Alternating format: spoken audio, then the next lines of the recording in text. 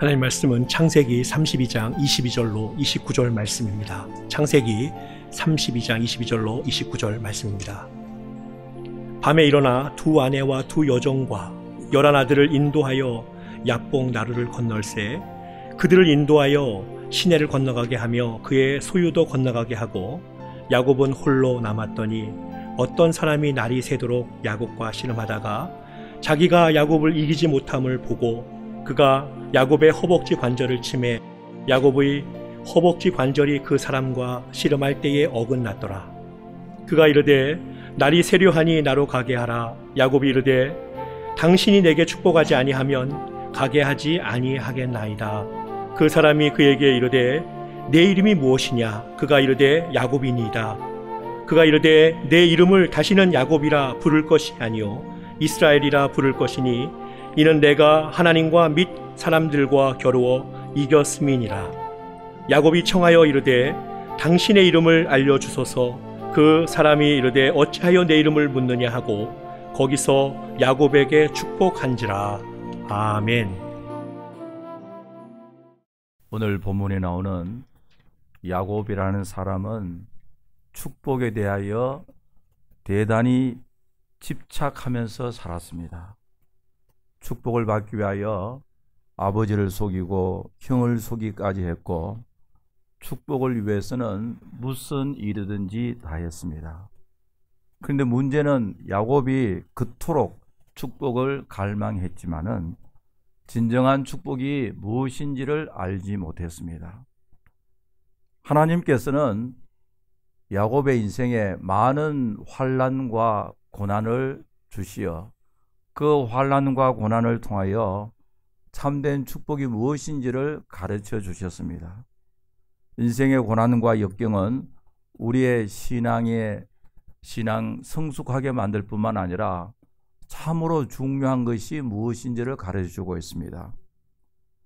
수상록 에세이스로 유명한 16세기의 몽테뉴는 프랑스 정신의 아버지라고 불리워집니다. 몽테뉴가 스스로 던진 유명한 명제는 나는 무엇을 아는가? What do I know? 내가 아는 것이 무엇인가? 이 문제를 가지고 여러 방면에서 글을 썼습니다. 개인과 사회, 종교와 과학, 교육과 형벌, 남녀 평등, 자연과 문명, 권력과 평등, 삶과 죽음에 이르러 다양한 주제를 다루고 있는데요. 오늘의 입장에서 보면은 몽테뉴는 칼럼의 원조라고 할 수가 있습니다. 여러분 신문이나 아니면 여러 잡지나 매스컴을 통하면은 칼럼 리스트를 있는데요. 이 몽테뉴는 오늘날 칼럼의 원조라고 할 수 있는 사람입니다. 그런데 중세 시대에 그 시대의 사람은 참으로 드물게 교육이나 우정이나 슬픔이나 분노나 실패, 죽음, 고독 등 인간의 삶에 매우 실존적인 주제에 대해서 어떻게 그래 모든 사람이 공감할 수 있는 글을 쓸 수 있을까? 21세기 오늘 우리가 보아도 500년 전에 쓴 글들이 우리와 아주 가깝게 느껴지는 우리의 삶과 릴레이트 되어지는 아주 좋은 글들이 있어서 깜짝깜짝 놀랄 때도 많이 있습니다. 그런데 이유가 있습니다. 몽테뉴는 태어나자마자 자기 집안의 머슴으로 있는 나무꾼의 집에 맡겨졌습니다. 몽테뉴 집안은 영지를 소유한 상당히 부유한 귀족의 집안이었습니다. 이런 부잣집 아들이 태어나자마자 하인으로 사는 나무꾼 집의 양자로 보내졌다는 점은 상당히 의미가 있었습니다. 영주의 관계와 또 그 당시의 영민 그 사이에 끈끈한 유대 관계를 확립할 뿐만 아니라 지체 높은 귀족의 아들이 어릴 때부터 일반 서민의 생활을 몸소 체험시키기 위해서 그의 아버지가 그렇게 했습니다. 몽테뉴가 어릴 때 이러한 인생의 많은 어렵고 힘든 생활을 경험해 보았기 때문에 모든 사람들이 공감할 수 있는 글을 쓸 수가 있었습니다. 오늘 우리의 언어로 말하면은 인간의 실존의 진실된 모습들에 자기가 실제로 체험하였고 자기의 체험에서 우러나는 생각들을 에세이 스타일로 글로 옮겼습니다. 여러분, 우리가 성경을 보면 하나님께서 아주 모진, 아주 성격이 특별한 야곱을 사랑하셔서 인생의 많은 고난과 어려움을 통하여 진정으로 복된 인생이 무엇인지, 참된 축복이 무엇인지를 우리에게 가르쳐주고 있습니다. 여러분, 오늘 우리도 마찬가지입니다. 오늘 이 본문을 통해서 21세기 뉴욕에 사는 우리에게 있어서 참된 축복이 무엇인가, What is true blessings? 진정한 복이 무엇인지를 몇 가지 생각했는데요. 첫째로 진정한 축복은 사람과 화평한 관계에서 이루어짐을 성경은 가르쳐주고 있습니다. 7절에 보니까 야곱이 심히 두렵고 답답하여, 야곱이 아주 두려운 상태였습니다. He was greatly afraid and distressed.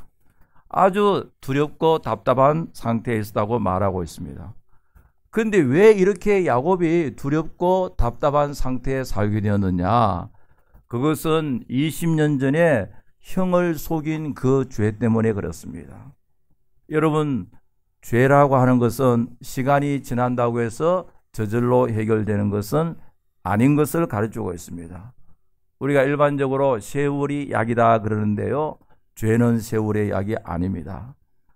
하나님께 구체적으로 회개하고 그 문제가 해결되지 아니한 채로 시간이 지난다고 해서 저절로 해결되는 것은 아닙니다.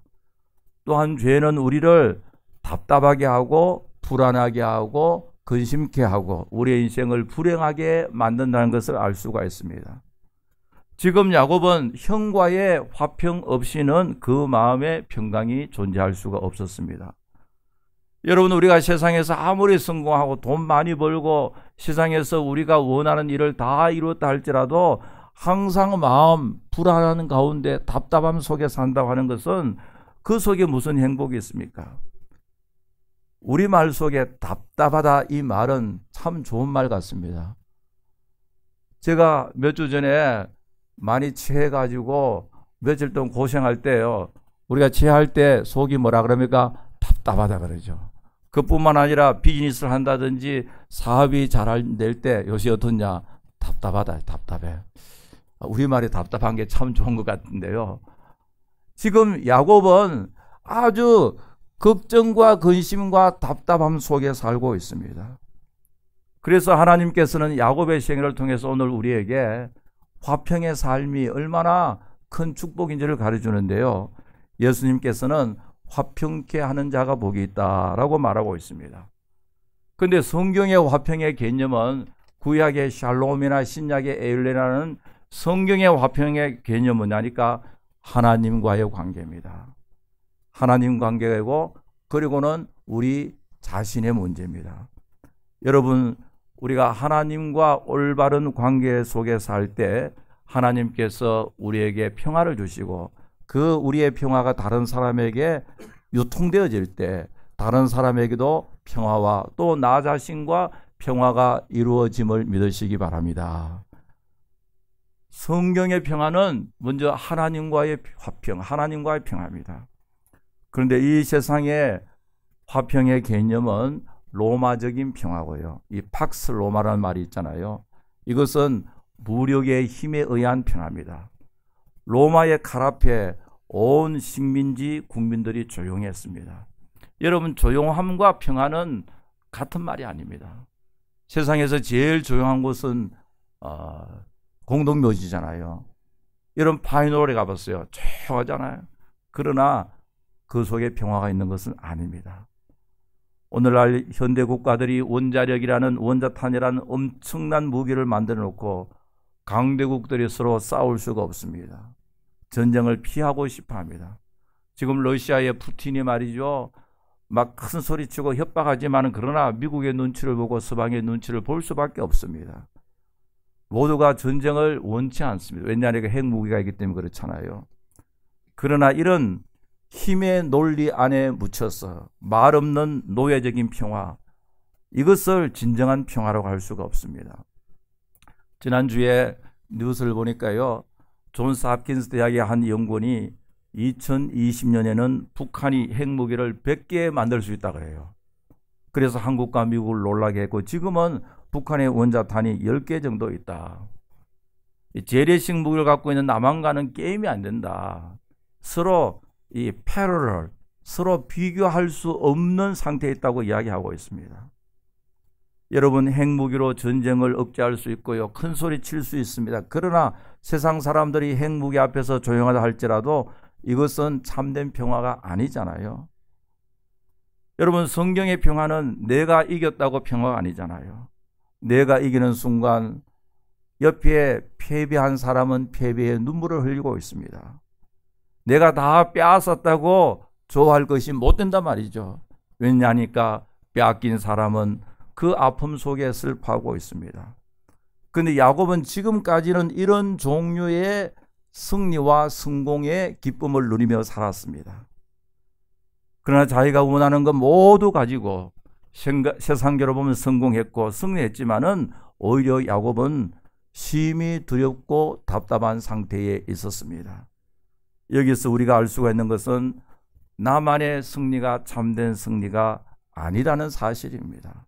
예수 그리스도 안에서 나도 이기고 너도 이기고, 나도 기쁘고 너도 기쁘고, 나도 평안하고 너도 평안하고, 그 순간 참된 평화가 이루어짐을 믿으시기 바랍니다.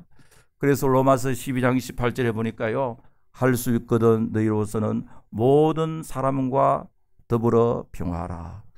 우리 성실 장로교회 성도들은 모두 화평케 하는 복된 성도들이 다 되어지기를 간절히 바랍니다. 두 번째로, 진정한 축복이 무엇이냐? 소유가 아니라 하나님과의 관계임을 말하고 있습니다. 지금 야곱에는요, 많은 물질이 있습니다. 오늘날 말하면은 뭐 수천만 불, 수억만 불 우리가 알 수가 없습니다. 많은 물질이 있었고요. 그러나 그 많은 물질이 자기에게 조금도 도움 주지 못했습니다. 그뿐만 아니라 야곱에게 있어서는 사랑하는 식구들이 있었고요, 자기가 제일 사랑하는 라헬 아내도 있었고, 자식들도 12명이나 많이 있습니다. 12명의 아들들도 있습니다. 나가서 종들도 많이 있습니다. 주위에는 물질도 있고 권력도 있고 맨파워, 많은 사람들 있고, 자기가 좋아하는 모든 것을 다 이루었습니다. 어치우면 다 했단 말이죠. 그러나 이 모든 것이 자기 인생의 궁극적 상황에는 조금도 도움이 되지 못했습니다. 그래서 성경은 야곱이 심히 두렵고 답답했다. 여러분, 참으로 우리가 그렇게 좋아하던 세상적인 모든 것을 다 갖추었지만은 그럼에도 불구하고 야곱의 마음은 심히 두렵고 답답했습니다. 이 불편한 진실이란 말인데요, 오래전 전 부통령이었던 고 엘고가 쓴 책 제목이 바로 Inconvenient Truth, 불편한 진실의 타이틀. 물론 그것은 환경에 관한 책인데요, 부끄러운 진실을 들춰내는 것이 굉장히 심기가 불편하다는 말이죠. 여러분, 오늘날 또 일본 보면 말이죠, 뚜렷한 증거가 있고 식민지 시대에 착취한 일들, 오늘 우리가 3.1절인데요, 얼마나 많은 사람들이 조국의 독립을 위해서 죽었습니까? 그리고 위안부의 진실, 많은 증거가 나옴에도 불구하고 인정하고 싶지 아니합니다. 왜냐하니까 저들에게는 불편한 진실이기 때문에 그렇습니다. 야곱에게 있어서 불편한 진실이 있었습니다. 20년 전에 형을 속이고 아버지를 속인 것이 inconvenient truth, 불편한 진실이었습니다. 언급도 하기 싫었고 지금까지 이 문제를 피해왔습니다. 그럼에도 불구하고 피한다고 되는 것이 아니잖아요. 마음속에는 불편한 진실로 남아 있었습니다. 그래서 그 문제 때문에 지금도 두렵고 답답한 가운데 살았습니다. 그래서 지금 야곱이 이 불편한 진실을 해결하기 위하여 몇 가지 방법을 생각했는데, 먼저 종들을 형에게 보냈습니다. 그런데서 종들이 야곱에게 돌아와서 보고하는 소리를 들으니까 야곱의 얼굴이 살색이 됩니다. 에스가 400명의 군사를 이끌고 지금 야곱을 죽이려고 오고 있다는 이 메시지가 전해지고 있습니다. 형 에서가 동생 야곱을 죽이겠다는 말입니다. 그래서 하는 일이 뭐냐니까 자기 식구들 가운데서 두 그룹 납니다. 그룹 A, 그룹 2, 그룹 B. 그룹 A, 그룹 B를 나누는데 그룹 A는 자기가 제일 사랑하는 사람들, 그룹 B는 자기가 조금 덜 사랑하는 사람들 딱 나눠가지고요. 만약에 한 그룹을 치면 다른 그룹을 도망가게 하는데 전방에는 그룹 A겠어요, 그룹 B겠어요. 그룹 B를 좀 덜 사랑하는 사람을 앞에 세우고 뒤에는 자기가 사랑하는 사람 그룹을 이렇게 형을 만나게 해가지고 먼저 형이 좀 덜 사랑 그룹 B 사람들을 치면 그룹 A가 도망하겠다. 식구들 가운데 자기가 덜 사랑하는 순서대로 희생시켰다 이거잖아요. 아주 머리가 대단하죠. 오늘날로 말하면은 경영수완이 뛰어난 사람입니다. 위기관리도 아주 잘하는 사람입니다. 어차피 다 희생되기보다는 자기가 좀 덜 사는 사람이 희생되고 더 사는 사람을 세이브하려고 할 이런 생각이잖아요. 여러분, 그런데 이렇게 멋진 계획을 세웠는데도 불구하고 야곱이 마음이 편치 않습니다. 마음이 편치 않아서 9절에 보니까요. 야곱이 또 가로되 나의 조부 아브라함의 하나님 나의 아버지 이삭의 하나님 여호와여. 지금 야곱이 뭘 하고 있습니까? 기도하고 있습니다. 멋있는 계획을 세워놓고 난 후에 야 됐다 싶었는데 마음이 여전히 불안합니다. 그래서 기도합니다. 12절까지 열심히 기도했는데요. 여러분 기도하고 난 후에 우리가 뭐로 끝냅니까? 우리 다 같이 아멘 하겠습니다. 아멘. 아멘. 믿습니다. 아멘. 하나님 분명히 믿습니다. 아멘. 하고 눈을 딱 뜨고 보니까 또 불안하단 말이에요. 여러분 기도할 때 믿습니다. 믿습니다. 하지만은 교회 문을 딱 나가면 또 뭐예요? 불안함이에요. 야곱이 바로 그런 상태입니다. 멋진 계획을 세워놓고 나도 불안해서 기도하고 열심히 기도하고 난 후에도 또 불안하고 그래서 이번에 보면요. 야곱이 뭘 하느냐니까 사람의 마음을 제일 바꿀 수 있는 방법이 뭔지를 알았습니다. 뭐겠어요? 뇌물. 지금 형에게 뇌물을 바치려고 합니다. 야곱이 거기서 격려하고 그 소유 중에서 형 에스를 위하여 예물을 택하니 암염소가 200이요 숫염소가 20이요 암양이 200이요 숫양이 20이요 전나는 약대 30과 그 새끼요 암소가 40이요 황소가 10이요 암나귀가 20이요 그 나귀 새끼가 10이라. 우리 찬양대 합계 몇 마리입니까 이게요? 아이폰 가지고 막 카운트를 하면 보세요. 550마리입니다. 오래전 현대 정주영 그룹 회장이 김정일에게 소 몇 마리를 바쳤습니까? 1000마리예요. 그때 뉴스를 보니까요. 저기 충청도 아산면에서 이 트럭이 뭐 50대인지 100대인지요. 쫙 연결돼서 가라요. 여러분 한국의 그 사단이나 이렇게 군대 훈련 나가면요. 이렇게 군인 트럭이 쭉 이렇게 가는데 그것처럼요. 밤중에는 보니까 헤드라이트를 쳐가지고 불빛이 쫙 연결되어서 경기도를 거쳐서 이제 휴전선을 통해가지고 북한으로 올라가더라고요. 수천 마리. 그런데 아마 옛날의 화폐와 지금 계산해 보면은 그 당시에 야곱이 550마리가 지금 1000마리보다 훨씬 더 귀중한 재산이었을 거예요. 지금 수천 마리보다도 훨씬 더 귀중한 재산일 겁니다. 그런데 왜 야곱이 이렇게 했느냐? 20절에 보니까요. 야곱의 생각에 내가 내 앞에 보내는 예물로 형의 감정을 푼 후에 대면하면은 형이 혹시 나를 받으리라 함이라. 아주 이 사이칼라지칼리 심리적으로 야곱이 사람의 장점과 단점을 다 알고 있잖아요.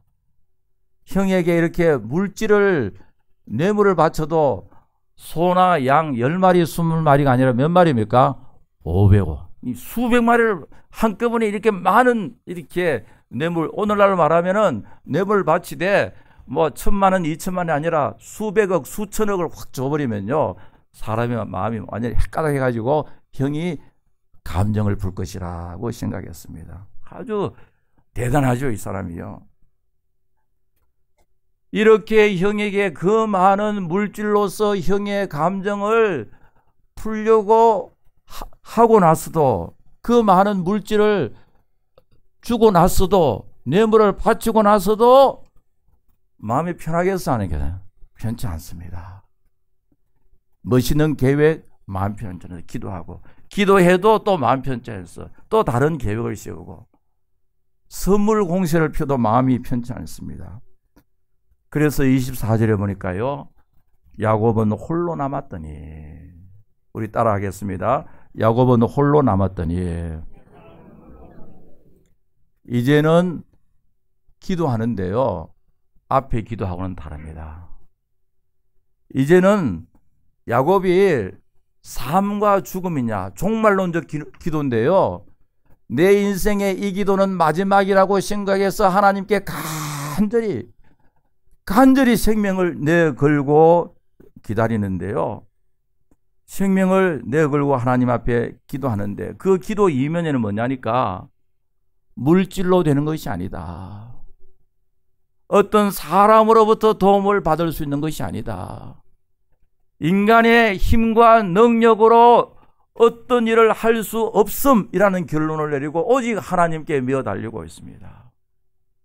여러분, 물질이 우리의 삶을 편리하게 만들지만은 하나님과 올바른 관계가 세워지지 않는 물질은요, 우리의 인생을 망하게 하는 경우가 많잖아요. 여러분, 얼마 전에 그 미국에서 통계를 했잖아요. 로또 당첨된 사람들 조사를 해보니까 성공한 사람보다 인생이 망가진 사람이 훨씬 많고요. 사람들에게 로또 당첨되고 제일 먼저 뭐 하고 싶냐니 사람들이 이혼하고 싶다 그러잖아요. 여러분, 물질이 우리 인생을 망하게 할 가능성이 훨씬 많습니다. 지난주 한국에서 끔찍한 사건이 이틀 만에 2개가 생겼는데요. 2월 23일 충청도 세종시에서 50세의 강실한 사람이 자기가 동거했던 47세의 여성과 편의점을 경영했는데 1년 전에 헤어지면서 재산 불림 때문에 서로 많이 다투다가 죽였다 그래요. 근데 죽일 때 이 여자만 죽인 것이 아니라 이 여자의 아버지도 죽이고 오빠도 죽이고, 지금 이 여자는 다른 남자와 동거하는데 그 동거 남자도 죽여버리고요. 그리고는 그 부근에 700m 떨어진 금강 강변에서 자기도 자살해버리고요. 그리고 이 사건이 일어난 이틀 후에 25일 날 경기도 화성에서 75세의 노인이 86세의 자신의 형과 84세의 자신의 형수를 똑같이 엽총으로 쏴 죽였습니다. 그런데 신고를 받고 출동한 젊은 신실한 파출소장인데요, 그 파출소장도 엽총으로 쏴 죽이고 자기도 목숨을 끊었다. 이틀 만에. 왜 이런 일이 있을까? 이 두 사건 전부 다 뭐와 연결되어 있냐니까 물질, 돈과 연결되어 있습니다. 여러분, 무서운 세상이잖아요. 돈 때문에 80 넘은 자기 형을 엽총으로 쏴 죽이고 형수를 죽이고요. 돈 때문에 여자친구를 죽이고 여자친구 아버지도 죽이고 오빠도 죽이고요. 자기도 죽고. 여러분, 돈이 우리의 삶을 편리하게 해줄 수는 있습니다. 그러나 행복하게 해주지는 못합니다.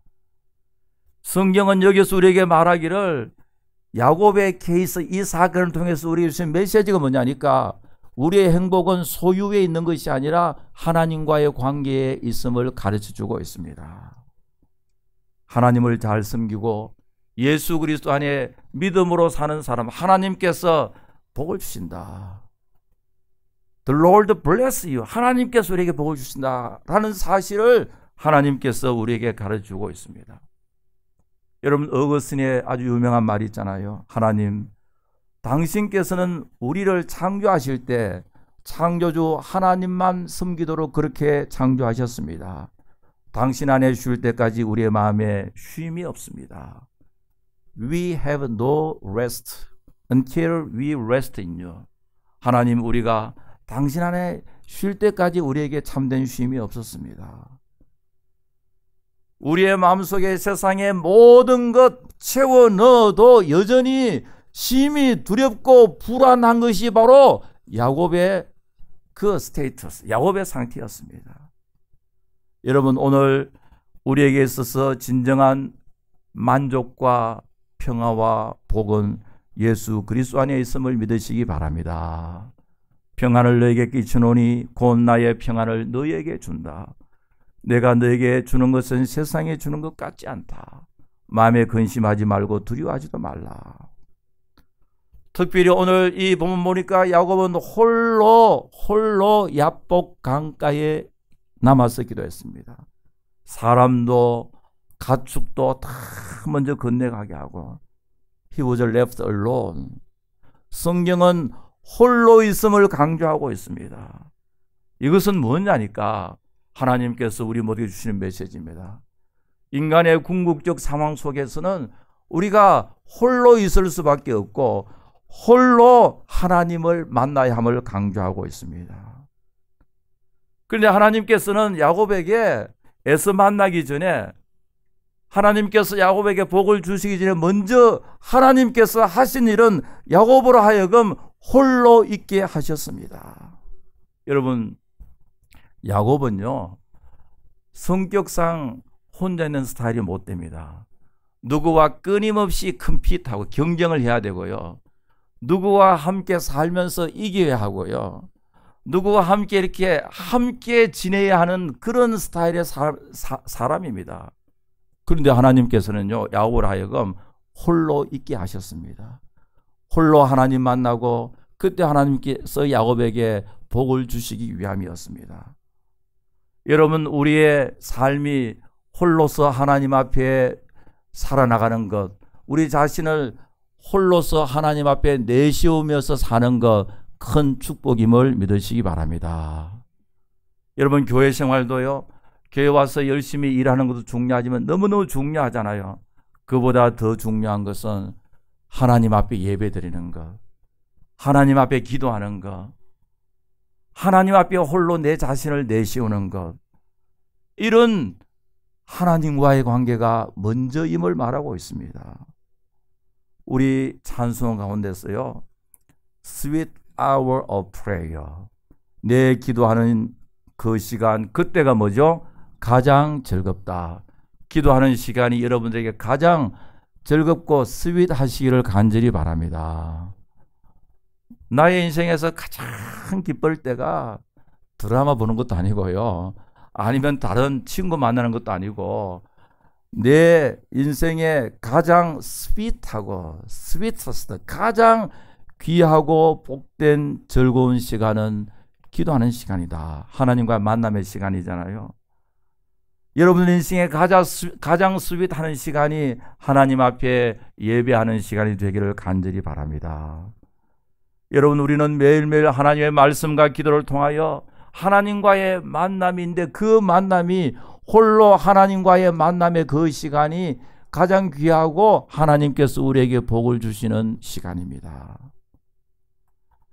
그 사회학자 가운데 리언 페스팅거라는 사람이 있는데요, 이분의 이론 가운데서 인지 부조화 이론이라 Theory of Cognitive Dissonance, 이 말은 뭐냐니까 우리 인간의 마음이에요, Naturally, automatically, 저절로 자기가 싫어하는 정보는 기피하고 자기가 좋아하는 정보는 애써 기다림을 말하고 있습니다.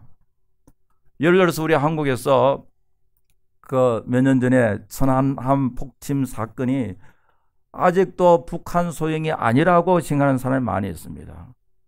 북한이 그랬다고 그렇게 많은 증거가, 객관적인 증거가 나왔음에도 불구하고 아니다라고 우기는 사람은 뭐냐니까 그 마음속에 인지 부조화 이론이 작동하기 때문이에요. 자기가 싫어하는 정보는 스스로 자동적으로 밀어냅니다. 그러나 자기가 좋아하는 정보는 자꾸 받아들이거든요. 아, 이것은 미군이 그랬다, 아니면 한국군이 그랬다, 아니면 밑에서 무슨 암초가 있어서 그랬다, 이런 정보는 자꾸 받아들이고 자기가 좋아하지 않은 정보는요 저절로 자꾸 밀어낸단 말이죠. 여러분, 우리 성도들은요 성령께서 역사하시게 될 때 하나님 찬양하고 기도하고 말씀 생각하고 주님을 위해서 사는 이것은 자동적으로 웰컴, 좋아하고요. 그러나 죄를 짓고 악한 일을 하는 것은 자동적으로 밀어내는 이런 일이 생겨요. 왜냐하면 성령께서 역사하시기 때문에 그렇습니다. 하나님과의 관계가 너무너무 중요한데요. 우리가 사실 누구의 말을 듣고 무슨 말을 듣고 사느냐, 그것이 우리 인생에서 결정적인 역할을 합니다. 우리가 어디와 커넥션이 있느냐, 커넥트가 되어 있느냐, 이게 너무너무 중요하잖아요. 여러분, 제가 목회하면서 볼 때도요, 신앙생활 할 때 누구와 가까이 지느냐, with whom do you live, 누구와 함께 사느냐, 그 사람으로부터 굉장히 영향받고 영향 주고 한다고요. 얼마 전 한국에서요, 19세기에 김군이라는 청년이 특기를 통해 이슬람 IS 테러 집단에 가서 지금 테러리스트 훈련을 받고 있다는 게 신문에 났습니다. 이런 청년이 앞으로 서울 테러하는 일에 앞장설 가능이 많은데요. 그런데 자기 엄마는 처음에는 극구 부인합니다. 우리 아들을 내가 제일 잘하는데 우리 아들은 절대로 그런 아이가 아니다. 아니다 그럽니다. 근데 나중에 알고 보니까 김군이 오래전부터 페이스북이나 SNS를 통해서 이 IS 집단과 계속 연결해 왔고, 터키를 여행이 아니라 의도적으로 계획적으로 가서 그 테러리스트 집단에 조인을 했습니다. 여러분, 전 세계 지금 이 소통을 할 때 말로 하는 게 아니잖아요. 지금요 수많은 SNS를 통하여 하고 뭐 여러 가지 이런 매개체를 통하고 가지고 하고 있잖아요. 지금 전 세계에 여러분 스마트폰을 사용하는 사람이 20억이 넘는다 그래요. 여러분 가운데 만약에 스마트폰을 사용하지 않는다면은 몇 제가 되겠어요? 빌로 20억입니다. 20억 밑에 가는데 오늘 많은 사람들이 수많은 정보를 듣고 있습니다. 제가 이 뉴욕 쪽에도 보니까요, 이 스마트폰에 이단들이 들어오는 무슨 이상한 사진, 세대주의 종말론이 보내는 이상한 사진들, 글들을 계속해서 보내고 그게 영향을 받고요. 여러분, 신앙생활 하는데도 누구와 접속을 하느냐, 누구의 말을 듣고 있느냐. 여러분, 우리는 하나님의 음성을 듣고 주님의 말을 듣고 주님과 연결되어져 사는 여러분들 되시기를 간절히 바랍니다. 참으로 복된 인생은 항상 주 안에서 주님과 깊은 연결이 되어 있습니다. 나는 포도나무요 너희는 가지라. 그가 내 안에 내가 그 안에 거하면 사람이 열매를 많이 맺나니 나를 떠나서는 너희가 아무것도 할 수 없느니라. 세 번째로 진정한 축복은 하나님의 사람으로 변화되어진 일입니다. 오늘 본문 마지막 부분에 보면요, 야곱이 날이 새도록 천사와 씨름했다. 영어 성경에 보면 레슬링이라고 번역이 되었는데요, 천사가 환도뼈를 쳐서 큰 상처를 입은 그 고통 속에서도 물러서지 않았다. 여기 나는 천사는 before incarnation, 말씀이 육신이 되어 이 세상에 오시기 이전에 구약에 나타나는 성자 하나님 예수 그리스도의 모습이라고 대부분 이야기하는데요. 그런데 씨름을 하는데 밤새도록 했다. 여기에 야곱의 승부사의 기질이 나옵니다. 여러분, 권투할 때도 레슬링 할 때도 보면요, 한 3분 하고 1, 2분 쉬고, 권투도 보면 그 15라운드 15회까지 하는데도 나중에 되면 사람이 완전히 지쳐가지고 제대로 걷지도 못하잖아요. 그런데 야곱은 밤새도록 씨름을 했다. 나에게 축복하지 아니하면 나는 끝까지 붙잡고 있겠다. 이것은 야곱 스타일의 기도입니다. 나의 인생에 다른 대안이 없다. 오직 이것밖에 없다. 하나님 나에게 복을 주십시오. 하나님께서 나에게 복을 주시지 아니하면 나는 아무것도 할 수 없습니다. 이런 신앙 고백적인 행동입니다. 자, 그런데 성경에 보면은 누가 누구를 이겼다 했습니까? 야곱이 하나님을 이겼다. 이게 가능한 일입니까? 성경에 보면 말이죠. 야곱이 지금 관절이 위골된 상태다. 조인트 관절이 어깨 이 허벅지에 있는 관절이 위골된 상태에서 아프겠어 안 아프겠어요? 굉장히 아플 거예요. 제가 이나정 사모님 뼈가 부러졌다 할 때 제가 너무너무 참 마음이 아팠는데, 왜냐하니까 제가 몇 년 전에요, 여기에 뼈에 프랙션 금이 가는데 얼마나 아픈지 너무너무 아프더라고요. 닥터는 다른 대안이 없다고, 그저 시간이 지나야 된다 그러더라고요. 여보, 뼈에 금이 갔는데도 그렇게 아픈데 관절이 위골되면 이 고통은 말로 다 할 수가 없습니다. 일어설 수 없는데 어떻게 야곱이 이길 수가 있습니까? 이것은 저 주시면서 이기게 해 주시면서 끝까지 야곱을 사랑하시고 축복하시는 하나님이십니다. 여러분, 오늘 우리도 마찬가지예요. 우리의 허물과 부족 다 알고 계심에도 불구하고요, 때로는 우리에게 고난을 주셨어도 하나님께서 우리를 사랑하십니다. 어떤 환경 속에서도 하나님 여러분을 사랑하심을 믿으시기 바랍니다. 그리고 여기 보니까요, 너의 이름을 이제부터 야곱이라 하지 말라, 이스라엘이라. 이름을 변화시키는 건 삶의 변화를 말하고 있습니다. 야곱이란 뜻이 뭐냐니, 야곱은 간사함 뜻이고요. 이스라엘이란 말은 히브리의 입시란 말은 이겼다는 말이고, 엘이란 말은 단어의 접미사나 접두사에 그 엘을 붙으면 하나님 엘로힘이란 말이거든요. 이스라엘이란 말은 하나님이 이겼다는 뜻입니다. 이제 하나님이 이겼다, 하나님께서 이김을 주셨다는, 야곱에게 하나님께서 이김을 주셨다는 뜻인데요, 이거 엄청난 말이잖아요. 이것은 하나님께서 야곱에게 지금까지는 야곱으로 살아왔지만, 그러나 노모 야곱이 아니라 이스라엘로 살아, New Life in Christ, 그리스도 안에서 새로운 삶을 의미하고 있습니다. 이제는 혼자 사는, 이제는 나의 능력과 나의 힘으로 사는 것이 아니라 하나님 의존하며 살아가는 이 메시지가 이 속에 있잖아요. 여러분 생각해 보세요. 사람이 관절이 지금 위골되어 있으니까 그럴 수 있겠어요, 없겠어요? 혼자 제대로 걷지도 못합니다. 누구의 도움이 필요하다고요. 이제 하나님께서 야곱에게 주시는 메시지가 있습니다. 지금까지 너는 자수성가했고 너의 꾀로 살았고 너의 노하우로 살았고 너의 힘으로 살았지만은 이제는 안 돼. 이제는 너 혼자는 절뚝절뚝할 수밖에 없어. 네가 앞길로 나아가기 위해서는 누군가의 도움이 필요한데 이제부터는 하나님 의지하며 살아. 여러분, 하나님 의지하고 사는 것 자체가 축복임을 믿으시기 바랍니다. 지금까지는 내 힘으로 살았는데 내 힘으로 바닥바닥 살아봤자 마지막에 남는 것은 두려움과 답답합니다. 그러나 이제는 하나님 의지하며 살아야 된다. 창세기 읽으면 32장을 기점으로 해 33장부터 마지막까지는요, 야곱의 삶이 완전히 변했습니다. 마지막에 죽기 전에는요, 자기 자식들에게 축복하잖아요.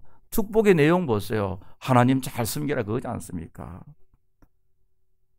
여러분, 야곱이 이제부터는 내 힘으로 사는 것이 아니라 하나님께서 집을 씌우지 아니하시면 씌우는 자에게 수고 헛되고 여호와께서 성을 지키지 아니시면 파수꾼이 깨어있음이 헛되다.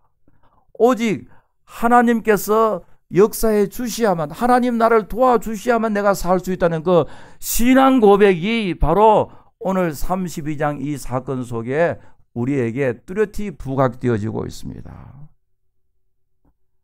여러분, 하나님께서 나를 변화시키시고요, 여러분들 인생을 되돌아볼 때 예수 믿고 난 후에 이민 생활에 많은 어려움과 고난과 힘든 일이 있었지만은 나의 신앙을 더욱 돈독하게 해주시고 나로 하여금 하나님을 더욱 의지하며 살려고 하여 주신 그 하나님의 손길이 여러분들 인생에 함께 있었음을 믿으시기 바랍니다. 그 하나님이 있었기 때문에 오늘 우리가 이 자리에 존재하잖아요. 저는 책 읽기를 좋아하는데 그 중에서 여러 가지 책이 있지만은 러시아의 그 도스토옙스키와 톨스토이의 작품을 좋아해서 몇 번 읽는 경우도 있는데, 제가 설교 시간에 몇 번 말씀드렸지만 다시 반복합니다. 그 톨스토이의 전쟁과 평화, 이것은 1805년도 나폴레옹이 유럽을 석권한 후에 러시아를 침공하는 사건을 주제로 하는데요. 이 소설에 러시아의 똑똑한 청년 공작 안드레이 볼콘스키라는 이 청년이 이 전쟁에 참전합니다. 안드레이 볼콘스키는 이 치열한 전투 현장에서 중상을 입고, 총을 맞아 중상을 입고 쓰러지는데요. 문득 정신을 차리고 눈을 떴을 때 저 머리 위에는 푸른 하늘이 너무나도 광활하고 장엄하게 빛나고 있었습니다. 그때 이렇게 이야기합니다. 어째서 지금까지는 이 높은 하늘이 내 눈에 띄지 않았을까? 그러나 지금이라도 그것을 알게 되었으니까 그 다음에 I'm very happy, surely, 참 행복하다. 여러분, 저는 이 안드레의 이 고백을 제가 읽으면서요, 이 청년이 모스크바에서 궁궐에서 지체 높은 사람들과 매일 파티를 즐기면서 팬시하게 아주 귀하게 살 때는 그렇게 행복하다고 고백하지 않았는데, 지금 총에 맞아서 죽음 바로 직전에 피가 흐르는 이런 고통 속에서 하늘을 바라보는 순간 I am very happy, surely, truly, 그렇게 이야기하고 있거든요. 이 푸른 하늘은 영원을 상징하고 하나님을 상징하는데, 이 순간에 안드레의 인생관이 완전히 변합니다. 하나님 없이 살 때는 행복이란 느낌이 없었는데, 그러나 지금 주위의 상황은 피를 흘리고 쓰러져 있는데도 불구하고 하나님을 만나는 그 순간에는 행복하다 이거예요.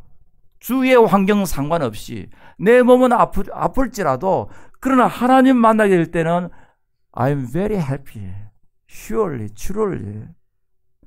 왜냐니까 안드레이가 지금까지 자기의 삶의 롤 모델은 누구냐? 나폴레옹이었습니다. 나도 나폴레옹처럼 그렇게 살아야지. 그러나 하나님 만나고 난 후에는 이렇게 고백하고 있습니다. 이 하늘 이외에는 모든 것이 공허하고 하늘 이외에는 아무것도 존재하지 않는다. 아무것도 존재하지 않는다.